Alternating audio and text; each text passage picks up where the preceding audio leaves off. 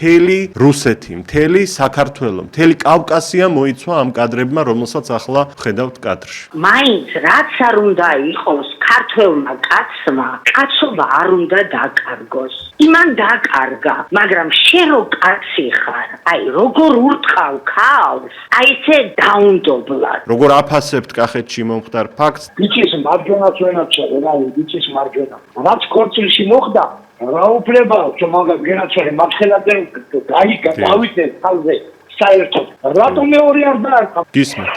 ხეხო წარმოგიდგენიათ დაგლობანასადგილას ყოფილიყო ევროპელი აწლებოდი საფირსამსახური სად იყო მან თქვენ ეთერში ხართ გისმენთ რა თქმა უნდა ქვეყანას პატრონი არ ახავს ეს ნაგლები ეს ვისა ეს ავტობუსებში ყველგა მეკონებთ ესეთი ნაგლებათი წევია ახიზიანებენ ქართველებს ეს დაგმული სპექტაკლია მათქო 2000 არ არსებობს სტუმრებს არა აქვს იმის ცდილობა ეთიკა სადაც რომელ ქვეყანაში ხარ პატივი შეი ქვეყანას დაინახავს პირიქით ელოსაც ხორცილი იყო პრემოტა დილობიანა იმათ არ გამოიწვია ესენი ხარი პრემოტა რა სიტყვით თქვენ ზარია გამარჯობა შვილო ესენი აზრით იყო მიზანმიმართული პროვოკაცია მიუღებელი არის ეს შეში დამსვენებელთა ნომრებით და ქორწილით. რამდენი ადამიანი რამდენი ქართველი ცხოვრობს მოსკოვში და რუსეთში.